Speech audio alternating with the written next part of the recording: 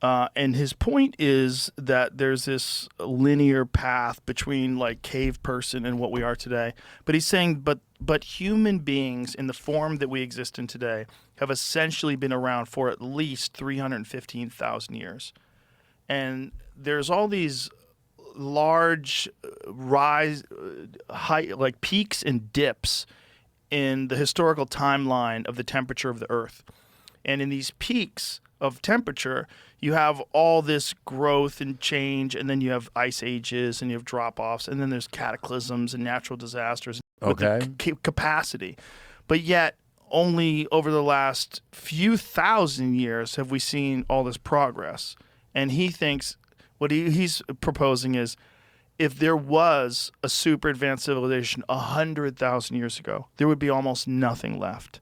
So we're supposing that what we find is all that's ever been. What he's saying is if you imagine 200,000 years of development of technology, of tools, of agriculture, all the different things that could have happened in those 200,000 years, that you could have had an insanely advanced society 200,000 years ago, and then it gets completely wiped out, and then 115 to 150, depending on who you ask, 1,000 years later, you start seeing what we've seen in the last few hundred years.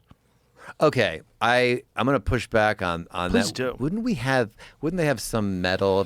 No, all they would have. Steel? But this is what he's talking about. When you have enormous spans of time, all you have left is stone. You have rocks. That's Where does really steel go? Just disintegrates. It all goes away. It all just gets absorbed by the earth.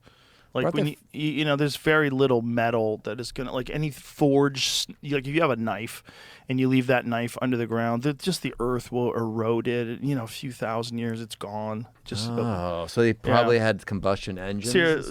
Here, look at steel takes approximately 50 to 500 years to decompose, depending on the type of and environmental conditions. With stainless steel potentially taking over 1,000 years.